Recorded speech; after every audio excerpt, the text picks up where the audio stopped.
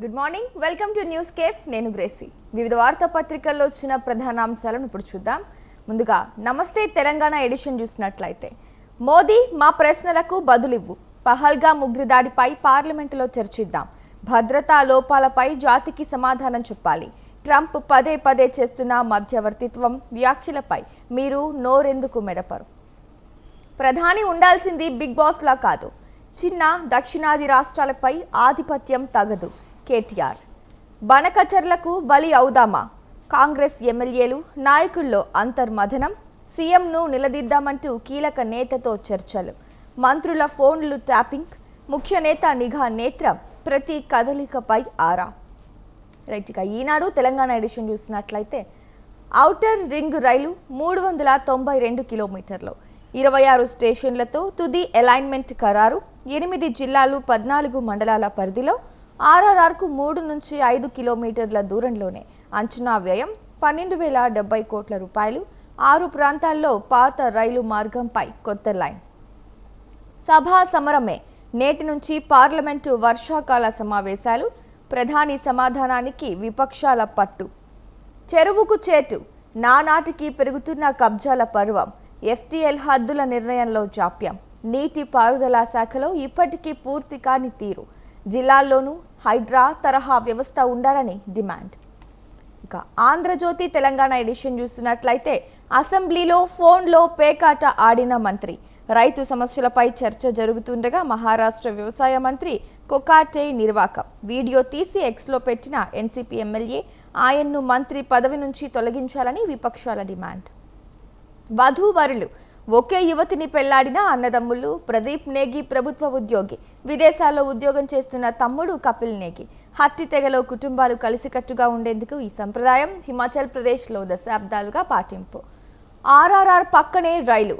ఇప్పటి వరకు రింగ్ రోడ్డుకి 4 నుంచి 5 కిలోమీటర్ల దూరంలో రైల్వే మార్గం నిర్మాణానికి సర్వే. 2 పక్కపక్కనే నిర్మిస్తే మేలనే నిర్ణయానికి వచ్చిన కేంద్ర రాష్ట్ర ప్రభుత్వాలు. భూసేకరణ ఇబ్బంది తప్పడంతో పాటు రవాణా ప్రయాణాలకు అనుకూలం. మళ్ళీ కొత్తగా సర్వే. ఫ్యూచర్ సిటీ నుంచి అమరావతికి గ్రీన్ ఫీల్డ్ ఎక్స్ప్రెస్ రోడ్డు. ఆ రోడ్డు పక్కనే హైస్పీడ్ రైలు. రోడ్డు రైలు మార్గాలకు కలిపే భూసేకరణ. ఢిల్లీలో కీలక చర్చ, కేంద్రం పచ్చ జెండా. కడుపు కోతల్లో టాప్. రాష్ట్రంలో 58% సిజేరియన్ ప్రసవాలే. దేశంలో తెలంగాణదే మొదటి స్థానం. ప్రైవేట్లో 73%, సర్కారీలో 48%. రాష్ట్రంలో ప్రతి గంటకు 27 సిజేరియన్లు. 25 జిల్లాల్లోని ప్రైవేట్ ఆసుపత్రుల్లో 80 నుంచి 90% శస్త్రచికిత్స కాన్పులే. 8 జిల్లాల్లోని సర్కారీ ఆసుపత్రుల్లో 70%. వైద్య శాఖ తాజా నివేదికలో వెల్లడి. రాహుల్తో కలిసి ప్రధాని వద్దకు. బీసీ రిజర్వేషన్ల పెంపునకు సహకరించాలని మోదీని కోరనున్న సీఎం రేవంత్. మోదీ అపాయింట్మెంట్ కోసం యత్నం. బీసీ బిల్లుల అంశంపై పార్లమెంటులో చర్చ కోసం పట్టుబట్టాలని నిర్ణయం. రిజర్వేషన్ల పెంపుపై ఇండియా కూటమి ఎంపీలకు పవర్ పాయింట్ ప్రెజెంటేషన్. ఇందుకోసం 2-3 రోజులు ఢిల్లీలోనే ఉండనున్న ముఖ్యమంత్రి. కార్యాచరణపై భట్టి, ఉత్తమ్లతో భేటీ. బీసీ బిల్లులతో పాటు రాష్ట్ర ఆర్థిక పరిస్థితి, వనరుల సమీకరణ పైన చర్చ. సాక్షి తెలంగాణ ఎడిషన్ చూసినట్లయితే, బోనమెత్తిన భాగ్యనగరం. పాత బస్తీలో కన్నుల పండువగా లాల్ దర్వాజా సింహవాహిని బోనాలు. సింధూర్పై చర్చకు సై. కీలక అంశాలపై పార్లమెంట్లో చర్చిస్తాం కేంద్రం. నేటి నుంచే వర్షాకాల సమావేశాలు. కట్ ఆఫ్ తగ్గింది, పోటీ పెరిగింది. ఇంజనీరింగ్ సీట్ల కేటాయింపులో భారీ మార్పు. నాన్ లోకల్ ఎత్తివేతే కారణమంటున్న నిపుణులు. 10,000 లోపు ర్యాంకు వరకు సీటు పక్కానే. ఆపై ర్యాంకర్లు ఆచితూచి అడుగేయాల్సిందే. వరంగల్లో తెలంగాణ క్రీడా పాఠశాల. వెంటనే విధి విధానాలు రూపొందించాలని అధికారులకు సీఎం ఆదేశాలు.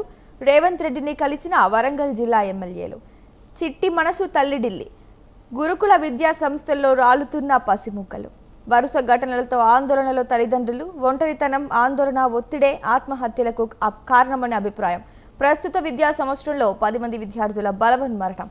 వారం వ్యవధిలోనే 4 మృతి. ప్రత్యేక చర్యలు చేపడుతున్న సర్కార్. ప్రజల దృష్టి మళ్లించేందుకే అక్రమ కేసు. జరగని లిక్కర్ స్కామ్ను జరిగినట్టు చిత్రీకరిస్తున్నారు.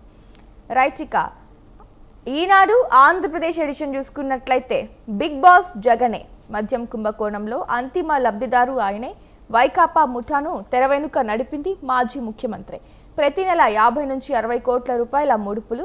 5 ఏళ్లలో మొత్తం 3,500 కోట్ల పైనే. రాజకేశిరెడ్డి నుంచి మిథున్ రెడ్డి, విజయసాయిరెడ్డి, గోవిందప్ప బాలాజీలకు. మిథున్ రెడ్డికి ఆగస్టు 1 వరకు రిమాండ్. విజయవాడ ఏసీబీ కోర్టు ఆదేశాలు. రాజమహేంద్రవరం సెంట్రల్ జైలుకు తరలింపు. జైలు వద్ద వైకాపా శ్రేణుల రచ్చ దూరంగా పంపి బారికేడ్లు పెట్టిన పోలీసులు. ఇక ఆంధ్రజ్యోతి ఏపీ ఎడిషన్ చూసుకున్నట్లయితే ముడుపులు మూల విరాట్కే. కసిరెడ్డి ఆధ్వర్యంలో 3,500 కోట్ల వరకు మద్యం కమిషన్లు వసూలు. ప్రతి నెల 50 నుంచి 60 కోట్లు జగన్కు. పక్కా వ్యూహంతో scam. Ring master Mithun Reddy. జైలుకు మిథున్ రెడ్డి 1 వరకు రిమాండ్. అదే మందుకు కొత్త పేర్లు. నిబంధనలకు విరుద్ధంగా పేర్లు మార్చి దోపిడీ. ఒకే విధంగా పలికే నూతన బ్రాండ్లు సృష్టి. ట్రంప్ మెడకు లొలిటా ఎక్స్ప్రెస్ లొల్లి. బాలికలపై లైంగిక దాడులకు పాల్పడిన జెఫ్రీ ఎప్స్టీన్ విమానం అది. అందులో ఎప్స్టీన్ సొంత దీనికి మైనర్ల అక్రమ రవాణా. ఆ విమానం ఎక్కిన వారి జాబితాలో ట్రంప్, బిల్ క్లింటన్ పేర్లు. ట్రంప్ ఎప్స్టీన్ సంబంధాలపై వాల్ స్ట్రీట్ జర్నల్ కథనం. ఇక సాక్షి ఏపీ ఎడిషన్ చూసుకున్నట్లయితే బాబు కుతంత్రం, అప్రూవర్ తంత్రం. ఛార్జ్ షీట్, రిమాండ్ నివేదికల సాక్షిగా మద్యం అక్రమ కేసులో కుట్ర బట్టబయలు. A2 వాసుదేవరెడ్డి, A3 సత్యప్రసాద్లను అప్రూవర్లుగా మార్చేందుకు కుట్ర. వారితో మరిన్ని అబద్ధపు వాంగ్మూలాల నమోదుకు పన్నాగం. ప్రజల దృష్టి మళ్లించేందుకే అక్రమ కేసు. జరగని లిక్కర్ స్కామ్ను జరిగినట్లు చిత్రీకరిస్తున్నారు. ఇక సింధూర్పై చర్చకు సాయి. కీలక అంశాలపై పార్లమెంట్లో చర్చిస్తాం కేంద్రం. నేడు హైదరాబాద్కు ముద్రగడ. ఎయిర్ అంబులెన్స్లో తరలింపు. వైఎస్ జగన్ సూచనలతో ఏర్పాట్లు. కుటుంబ సభ్యులకు ధైర్యం చెప్పిన వైఎస్ఆర్సీపీ అధినేత. ముద్రగడ ఆరోగ్యం నిలకడగా ఉందన్న వైద్యులు. రైట్, వివిధ వార్తాపత్రికల్లో వచ్చిన ప్రధాన అంశాలను అయితే చూసాం. ఇక వీటిపై విశ్లేషణ అందించడానికి, వివరణ అందించడానికి మనతో గెస్ట్ రెడీగా ఉన్నారు. ఇక దానికంటే ఇవాళ వివిధ వార్తాపత్రికల్లో వచ్చిన ప్రధాన అంశాలపై వివరణ అందించడానికి, విశ్లేషణ అందించడానికి మనతో లైవ్ ద్వారా రెడీగా ఉన్నారు బండారు రామ్మోహన్ రావు గారు, విశ్లేషకులు. గుడ్ మార్నింగ్ అండి రామ్మోహన్ రావు గారు. రైట్, ఇక మొదటిగా చూసుకున్నట్లయితే ఆర్ఆర్ఆర్ పక్కనే రైలు. ఏదైతే ఇప్పటి వరకు రింగ్ రోడ్డుకు 4 నుంచి 5 కిలోమీటర్ల దూరంలో రైల్వే మార్గం నిర్మాణానికి సర్వే జరిపినట్లు, అంటే ఈ రెండు పక్కనే ఉండాలని నిర్ణయం తీసుకున్నాయి రాష్ట్ర ప్రభుత్వాలు. మరి అంశాన్ని ఎలా చూడొచ్చు అంటారు? 2 విషయాలు ఉన్నాయి. ఎందుకంటే మనకు గతంలో హైదరాబాద్ కు ఔటర్ రింగ్ రోడ్ పెద్ద వరం, దానికంటే పెద్ద వరం మనకు రీజనల్ రింగ్ రోడ్. కానీ ఏదైతే ఇప్పుడు ఇది మన రింగ్ రైలు అంటున్నారో అది 4.5 కిలోమీటర్లు 3.5 కిలోమీటర్ల దూరం నుంచి అంటున్నారు. అది కొంచెం కష్టం అంటున్నారు. ఎందుకంటే ఇప్పటికీ మనకు రీజనల్ రింగ్ రోడ్ కోసం భూసేకరణ జరుగుతుంది. జరిగే క్రమంలో మళ్ళీ అక్కడి నుంచి 3.5-4 కిలోమీటర్ల బయట నుంచి మళ్ళీ ఒక భూసేకరణ జరిగితే ఇప్పటికీ భూసేకరణలో ఇబ్బందులు ఉన్నాయి. యాక్చువల్ గా మనం చూస్తున్నాం, భువనగిరి, మన యాదాద్రి భువనగిరి జిల్లాలో రాయగిరి దగ్గర మాకు కాలువలకు మా భూములకు తీసుకున్నారు. ఒకే ఊర్లో చాలా వరకు భూమి అంతా, సింహభాగం భూమి అంతా పోతుంది. 100 ఎకరాల భూమి ఒకే ఊళ్ళో మేము ఎట్లా విడిచిపెడతామని ఆందోళన జరిగినాయి. రోడ్డు మీదకి వచ్చి కూర్చున్నారు కదా. దీనికి పరిష్కారం ఒకటే అంటున్నాను, రింగ్ రైలుని చాలా ఆహ్వానిస్తున్నాను. కానీ అది సాకారం కావాలంటే ఇప్పుడు రీజనల్ రింగ్ రోడ్డు లో భాగంగానే భూసేకరణ అందులో దాని పక్కనే చేస్తే అప్పుడు పెద్ద సమస్య రాదంటున్నారు. పోయేది పోతుంది.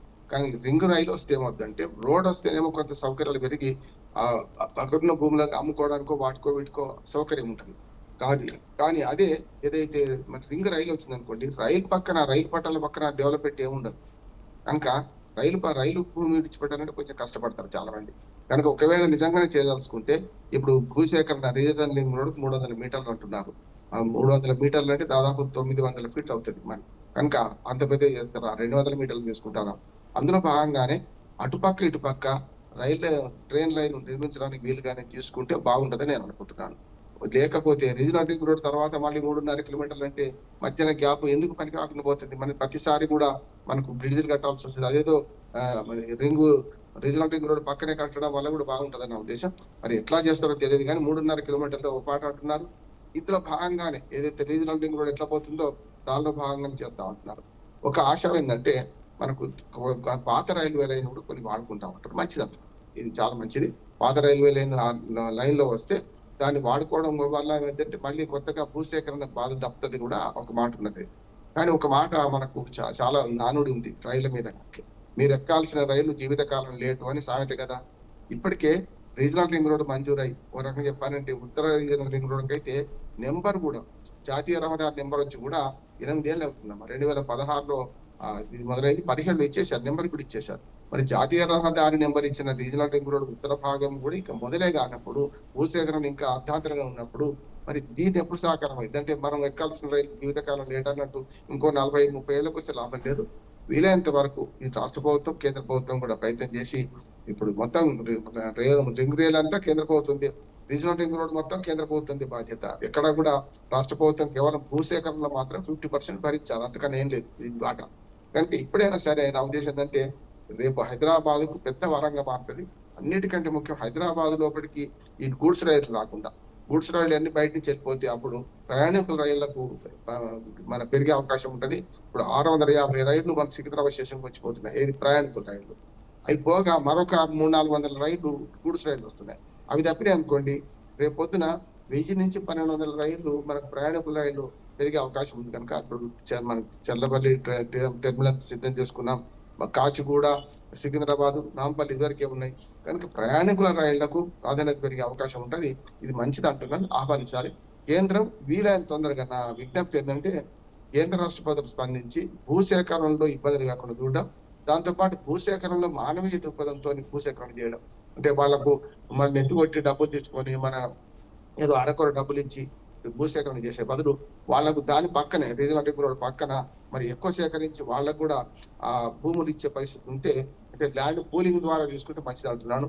భూసేకరణ వల్ల మాత్రం చాలా ఇబ్బందులు పడతారు రైతులు. ఇప్పటికే చాలా వాటికి భూసేకరణలో కాలువలకు వాటికి పోయి తెలంగాణ వచ్చిన తర్వాత మరొక్కసారి భూసేకరణ పెద్ద ఎత్తున జరిగితే మాత్రం రైతులు నష్టపోతారు. రైతులకు నష్టం కాకుండా ఇప్పుడు మనం మామూలుగా చూస్తే మధ్యతరగతి లేకుంటే భూములు లేని వాళ్ళు చూస్తే బ్రహ్మాండమైన పథకం అంటాం.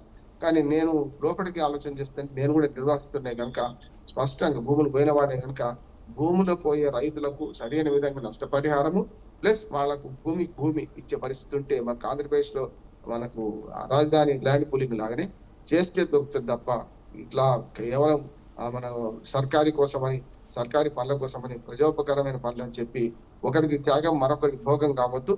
రైతులను ముంచకుండా ఈ ప్రాజెక్టు చేపడితే ఆహ్వానించే వాళ్ళు నేను కూడా ఒకటి. రైట్ అండి రామ్మోహన్ రావు గారు. అలాగే ఈ ప్రాజెక్ట్ వల్ల సామాజిక ఆర్థిక లాభాలు చాలా ఉన్నాయంటున్నారు. ఏదైతే ఇంటిగ్రేటెడ్ మల్టీ మోడల్ కనెక్టివిటీ వస్తుంది అని, అలాగే పర్యావరణ రహిత ప్రజా రవాణా అని, అలాగే ఇంకా శివారు ప్రాంతాల్లో అభివృద్ధి, రవాణా సంస్థ ఆ శాఖలో కూడా అభివృద్ధి పుంజుకుంటుందని చెప్తున్నారు. మరి ఇవన్నీ సాధ్యపడతాయా? ఒకవేళ సాధ్యపడితే ఎప్పటికీ?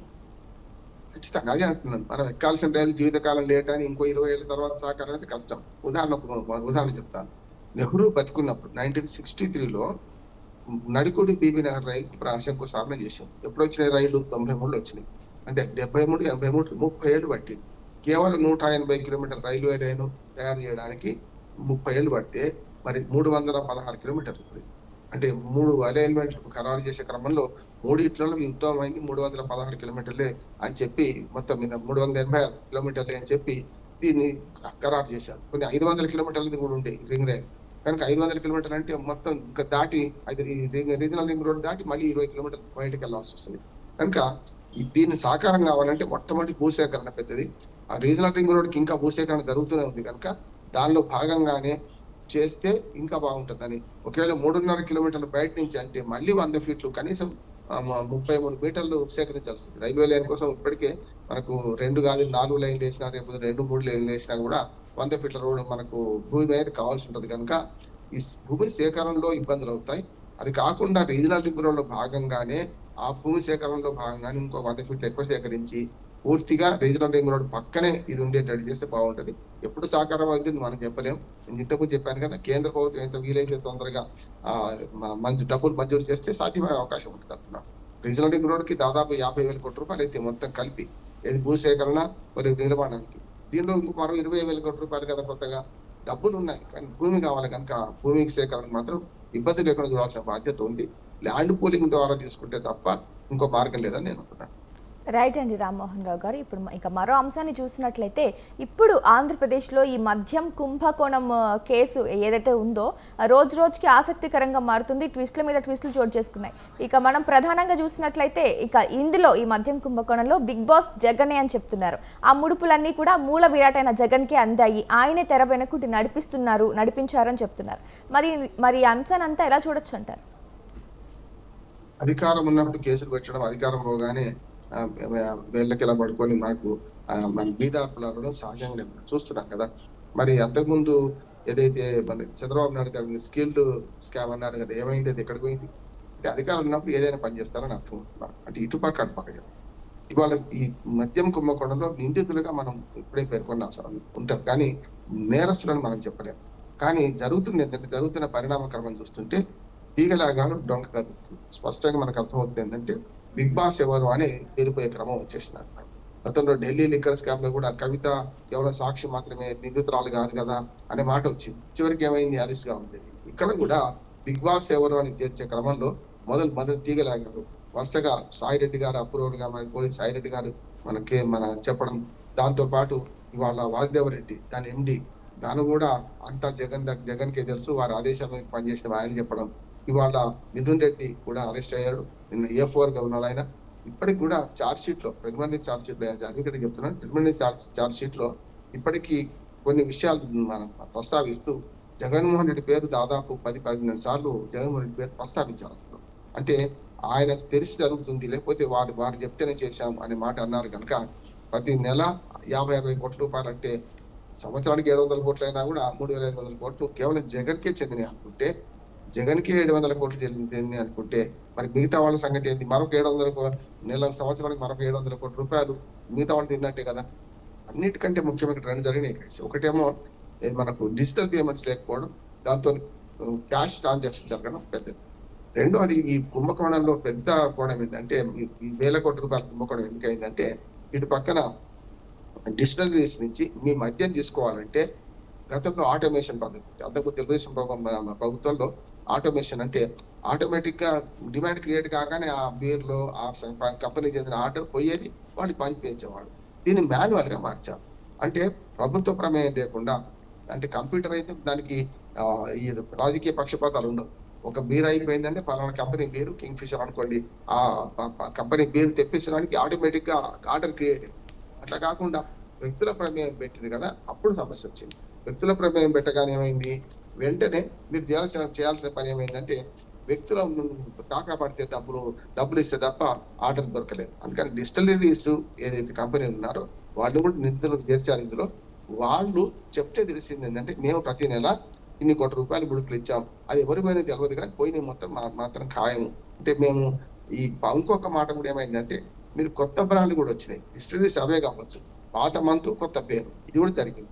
అంటే కొత్త పేరు చూసే కల్లా రకరకాల పేర్లు పెట్టారు. ఒక పేరు అనేది ముచ్చట్లేదు, చాలా పేర్లు పెట్టారు. ఇవన్నీ కూడా 10 రూపాయల మద్యానికి ఇవాళ 500 రేట్లు 600 రేట్లు దానికి చీప్ లిక్కర్ కూడా అమ్మారు. 10 రూపాయల మద్యాన్ని 100 రూపాయలకి అమ్మడం, 10-15 రేట్లు. కనుక ఇట్లా చూసుకుంటే మనకు పెద్ద ఎత్తున ఈ లిక్కర్ కుంభకోణం జరిగిందని అర్థమవుతుంది. దీన్ని తీగలాగారు కనుక డొంక కదలాలంటే ఇప్పటికీ సాక్షులను విచారిస్తున్నారు, ఇంకా తేల్చాల్సి ఉన్నది. ఇప్పుడైతే వాళ్ళు నేరస్తులను ప్రకటించడం, జగన్మోహన్ రెడ్డి గారు బిగ్ బాస్ అంటున్నారు, అరెస్ట్ అవుతారు అంటున్నారు. చూద్దాం ఏం జరుగుతుందో. విచారణ సందర్భంలో మనకి ఏం చెప్పినా కూడా అది ఒక రకంగా చెప్పాలంటే కోర్టు ధిక్కారం కిందకి వస్తుంది కనుక విచారణ జరుగుతున్నది. ఎప్పటికప్పుడు అరెస్టులు జరుగుతున్నాయి. ఇప్పటికే 10-12 మంది అరెస్ట్ అయ్యారు. రాజకేశ్ రెడ్డికి బాగా తెలుసు అంటున్నారు, మిథున్ రెడ్డి మొత్తం సూత్రధారి అంటున్నారు. దీని అన్నిటికీ పైన దారాలన్నీ కూడా జగన్మోహన్ రెడ్డి గారి దగ్గర ఉన్నాయని ఆరోపణ వస్తుంది. ఏం జరుగుతుందో చూద్దాం. రైట్ అండి. అలాగే ఇక మరో అంశం కూడా చూసినట్లయితే రాహుల్తో కలిసి ప్రధాని వద్దకు అని ఏదైతే బీసీ రిజర్వేషన్ల పెంపుకు సహకరించాలని కేంద్రాన్ని ప్రధానమంత్రి నరేంద్ర మోదీని కోరనున్న సీఎం రేవంత్ రెడ్డి అని ఉంది. మరొక అంశం అయితే ప్రచురితమైంది. ఇక మోదీ అపాయింట్మెంట్ కోసం ట్రై చేస్తున్నామని కూడా రేవంత్ రెడ్డి చెప్పడం జరిగింది. మరి అంశాన్ని ఎలా చూడొచ్చు అంటారు? జరగాల్సింది ఇదే అంటున్నారు. ప్రతిపక్షము ప్రభుత్వం రెండు కలిస్తేనే ప్రభుత్వాలు. ప్రభుత్వ పక్షం కేవలం అధికార పక్షం మాత్రం ప్రభుత్వం కాదు. ఏదైనా 11 మంది ఉన్నా, 50 మంది ఉన్నా, ఎమ్మెల్యేలు ఎంతమంది ఉన్నారని, ఎంపీలు ఎంతమంది ఉన్నారని కాదు. కానీ ఇవాళ దేశంలో పార్లమెంట్ లో ఆల్మోస్ట్ 293 మందితోనేమో మోడీ గారు అధికారంలో ఉన్నారు. 236 మందితో ప్రతిపక్షం కూడా ఇది ఇండియా కూటమి వ్యతిరేకంగా ఉన్నది. కానీ వీళ్ళందరూ కూడా ప్రభుత్వంలో భాగం అనుకుంటే నిజంగా ఆహ్వానిస్తే పరిణామం అంటున్నాడు. అంటే రేవంత్ రెడ్డి గారి ప్రతిపాదన మంచిది, అయితదా సాకారం అవుతా తర్వాత సంగతి, కానీ ప్రతిపాదన మంచిది అంటున్నాను. వీళ్ళు వెళ్ళి కలవడం అంటే ముఖ్యంగా ప్రతిపక్ష నాయకుడు, లోక్సభలో ప్రతిపక్ష నాయకుడు 99 సీట్లు ఉన్నాయి రాహుల్ గాంధీకి, అఫీషియల్ గా ప్రతిపక్ష నాయకుడు, వారిని కలవాలని ఆయన కోరుకుంటే వద్దని మాత్రం మోడీ అనని అనుకుంటున్నాడు. మరి కలవాలనే కోరిక ఉన్నప్పుడు మరి రాహుల్ గాంధీ కూడా పోతాడా అని చూడాలి. ఒక మంచి ప్రతిపాదన మాత్రం తెర మీద తీసుకొచ్చారు, పోయి కలవాలి. ఇది ఒక్కటే కాదు, బీసీ రిజర్వేషన్ 42% పెంచాలంటే వాళ్ళకు కొన్ని అభ్యంతరాలు ఉన్నాయి. ముఖ్యంగా బీసీలను, హిందూ బీసీలు, ముస్లిం బీసీలను చూపించారు. ఇది కరెక్ట్ కాదు కదా, మేము అంగీకరించేది లేకపోమని బీజేపీ పార్టీ ఇప్పటికే ప్రకటించింది. కనుక దీన్ని ఎట్లా పరిష్కరిస్తారు? అట్లానే అరకొర లెక్కలైనా మీరు లెక్కలు చేయడానికి వీల్లేదు. అసలు జనాభా లెక్కలు చేయడానికే రాష్ట్ర ప్రభుత్వాలకు అధికారం లేదు కదా. రేపు ఎట్లాగూ జనాభా లెక్కలు 2026లో మొదలు పెడుతున్నాం కదా, 27 కల్లా పూర్తవుతాయి కదా, అప్పుడు చూసుకుందాం అని అనొచ్చు. కనుక దాని మీద కలవడంతో పాటు నేనేమంటున్నాను, ఇప్పుడు ఇంతకు ముందు మాట్లాడినా కదా రీజనల్ రింగ్ రోడ్ కానీ ఇవన్నిటి గురించి కూడా మాట్లాడితే రేవంత్ రెడ్డి మంచిది అంటున్నాను. రాహుల్ గాంధీని తీసుకుపోవడం తప్పు లేదు, పోవాల్సిన బాధ్యత ఆయన మీద ఉంది, కలవాల్సిన బాధ్యత మోడీ గారి మీద ఉంది. పరస్పర సంప్రదింపులు, పరస్పర సహకారంతోనే అన్ని సమస్యలకు పరిష్కారం సాధించవచ్చని నేను అంటున్నాను. పార్లమెంట్ సమావేశాలు జరుగుతున్న సందర్భంలో పోటాపోటీ రాజకీయాలు నడుస్తున్న క్రమంలో ఒక ప్రతిపక్ష నాయకుడు ప్రధానమంత్రిని కలవడం జరిగితే చాలా మంచిదని నేను భావిస్తున్నాను. రైట్ అండి రామ్మోహన్ రావు గారు. అంటే ఇప్పుడు ఆల్రెడీ చాలాసార్లు ఢిల్లీ పర్యటనకి అయితే ముఖ్యమంత్రి రేవంత్ రెడ్డి వెళ్ళొచ్చారు. కానీ ఇప్పటి వరకు కూడా ఆశించిన మేర అంత ఎఫెక్ట్ పడేలా ఏ నిర్ణయాలు కూడా తీసుకోలేదు. మరి ఇప్పుడు 2-3 రోజులు కూడా ఢిల్లీలో ఉండి వీటిపై కార్యాచరణ సిద్ధం చేసి రాహుల్ గాంధీతో కలిసి వెళ్ళి కలవనున్నట్లు, అలాగే పవర్ పాయింట్ ప్రజెంటేషన్ కూడా ఇండియా కూటమి మంత్రులకు ఇస్తున్నట్టు తెలుస్తోంది. మరి అంశాలైనా చూడొచ్చు అంటారు? మంచిదా, ఇప్పుడు పార్లమెంటేరియన్ల మనకు అన్ని పక్షాల నిన్న కాక మనం చూసాం కదా, ఇప్పుడు మనకు 42% రిజర్వేషన్ మీద కానీ ఇతరత్ర విషయాలు కానీ పార్లమెంట్ లో మనం అందరం కలిసి తెలంగాణ ప్రజలకు అడుగుదామని చెప్పి మొన్ననే పార్లమెంటు మన మెంబర్లతోని హైదరాబాద్ లో సమావేశం పెట్టారు. 3 బీజేపీ ఎంపీలు కూడా హాజరయ్యారు. సరే ఓవైసీ కనపడలే కానీ కాంగ్రెస్ ఎంపీలు కూడా హాజరయ్యారు. ఇందులో దిశానిర్దేశం చేసిన సందర్భం చూసాం మనం. అట్లానే ఇప్పుడు ఇండి కూటమితోని కూడా ఒక మీటింగ్ పెట్టుకుంటున్నారు. నిన్న కాక మొన్న మన మొత్తం అఖిల ఇండి కూటమిలో ఉన్న అన్ని పక్షాలతో వర్చువల్ మీటింగ్ కూడా సోనియా గాంధీ, రాహుల్ గాంధీ కూడా హాజరయ్యారు. మల్లికార్జున ఖర్గే హాజరయ్యారు. అట్లాగే చాలా మంది మనకు అబ్దుల్లా షేక్ ఫరూక్ అబ్దుల్లా కూడా హాజరయ్యారు. చాలా ప్రతిపక్ష నాయకులు కూడా ఏదైతే మనకు ఇండి కూటమిలో ఉన్నారో వాళ్ళందరూ కూడా దాదాపు 10-12 మంది హాజరయ్యారు. ఇందులో దానిలో పార్లమెంట్ లో అనుసరించాల్సిన వ్యూహం, ఇండి కూటమి అనుసరించాల్సిన వ్యూహం మీద వాళ్ళు మాట్లాడుకుంటున్నారు. ఇవాళ పార్లమెంట్ సమావేశాలు మొదలవుతున్నాయి. పార్లమెంట్ సమావేశంలో 2 పెద్ద ఛాలెంజెస్ ఉన్నాయి. ఒకటేమో ఆపరేషన్ సింధూర్ తర్వాత ఈ వర్షాకాల పార్లమెంట్ సమావేశాలు జరుగుతున్నాయి. ఇప్పుడు ఇవాళ 21 జూలైలో మొదలవుతే సరిగ్గా వచ్చే 21 ఆగస్టు వరకు సమావేశాలు జరగబోతున్నాయి. సభా సమయం అంటే సభా సమయాన్ని సద్వినియోగం చేసుకోవాలని మనలాంటి వాళ్ళందరూ ప్రజాస్వామ్య ప్రియులు కోరుకుంటుంటారు. కానీ సమరంగా మార్చే ప్రక్రియ చేస్తున్నారని మనకు అర్థమవుతుంది. అగ్నికి ఆజ్యం పోసినట్టు ట్రంప్ మధ్యన చేసిన వ్యాఖ్యలు కూడా, ఏవైతే 5 విమానాలు పడిపోయినాయి అంటున్నాడు. 5 విమానాలు ఇండియాయా పాకిస్తాన్ లో తేల్చలేదు. ఇప్పుడు అది తేల్చమని కోరుతున్నారు. ఇప్పుడు ఆపరేషన్ సింధూర్ లో కాల్పుల విరమణకు నేనే ముందుండి మధ్యవర్తిత్వం నేర్పినట్టు మళ్ళొకసారి ట్రంప్ అన్నాడు. ఇది అవసరం, ఇది కరెక్టా కాదా మళ్ళీ తేల్చమంటున్నారు. ఆపరేషన్ సింధూర్ పేరు మీద అమెరికా అధ్యక్షుడు మాట్లాడుతున్న మాటల మీద కూడా మంటలు పెరుగుతున్నాయి. పార్లమెంట్ లో ఇవాటి నుంచి మొదలైన పార్లమెంట్ సమావేశాలు నిర్మాణాత్మక చర్చ జరగాలని కోరుకుంటాను. అయితే కానీ నిర్మాణాత్మక చర్చ జరుగుతాయి, వీళ్ళ మీద వాళ్ళ మీద వీళ్ళు ఆరోపించుకొని వాకప్ చేసుకుంటారా చూడాలి. కానీ చాలా వరకు సభ సమరంగా మారే అవకాశం ఉంది అనుకుంటున్నాను. ముఖ్యంగా ఆపరేషన్ సింధూర్ విషయంలో, ముఖ్యంగా కాల్పుల విరమణ విషయంలో దాని మీద పెద్ద ఎత్తున వివరణ ప్రభుత్వం ఇవ్వాల్సి ఉంటే దానికి సిద్ధమై వచ్చినామని వాళ్ళు కూడా అంటున్నారు. ప్రభుత్వ వర్గాలు కూడా ఏమంటున్నాయంటే ప్రతిపక్షాలు ఏదైనా సరే ఏం మాట్లాడితే దానికి సిద్ధంగా ఉన్నామని వీళ్ళు అంటున్నారు. చూద్దాం ఏం జరుగుతుందో. కానీ ఈ రేవంత్ రెడ్డి మోడీని తీసుకొని పోయే క్రమంలో మంచి పరిణామాలు జరగాలని మోడీ గారు కూడా సానుకూలంగా స్పందించి తెలంగాణలో 3వ పార్టీకి అధికారంలోకి రావాలంటే తెలంగాణ అభివృద్ధి పట్ల కూడా శ్రద్ధ వహిస్తే, ముఖ్యంగా రీజనల్ రింగ్ రోడ్డు, రింగ్ రైలు ఇట్లాంటి దాంతో కూడా మెట్రో ఇట్లాంటివన్నీ కూడా ఉన్నాయి. ముఖ్యంగా బీసీ రిజర్వేషన్ విషయంలో కూడా సానుకూలంగా స్పందిస్తారని అనుకుంటా. ప్రభుత్వాలు శాశ్వతం, పార్టీలు శాశ్వతం కాదు. ఇవాళ కాంగ్రెస్ ఉండొచ్చు, రేపు బీజేపీ రావచ్చు. మరి వాళ్ళు వచ్చినప్పుడు చెప్పుకునే అవకాశం అవుతుండాలి, మేము ఇవి ఇచ్చామని చెప్పి. కానీ తెలంగాణ కానీ ఆంధ్రప్రదేశ్ విషయంలో కానీ దేశంలో ఏ రాష్ట్రం విషయంలో కానీ కేంద్ర ప్రభుత్వ స్పందన పాజిటివ్ గా ఉంటే బాగుంటుంది. పార్టీలకు అతీతంగా ఆయా రాష్ట్రాల్లో ఏ పార్టీ అధికారంలో ఉన్నా కూడా అడగండి అమ్మాయినే పెట్టదు కదా. చూద్దాం, అడుగుతున్నారు. పెట్టకపోతే రాజకీయంగా పోరాటమే ఉంటుంది. రైట్ అండి రామ్మోహన్ రావు గారు, థ్యాంక్ యూ. వాళ్ళ వివిధ వార్తాపత్రికల్లో వచ్చిన ప్రధాన అంశాలపై వివరణ అందించినందుకు, విశ్లేషణ అందించినందుకు ధన్యవాదాలండి. బండారు రామ్మోహన్ రావు గారు, విశ్లేషకులు. ఇది ఇవాల్టి న్యూస్ కేఫ్. చూస్తూనే ఉండండి స్వతంత్ర న్యూస్.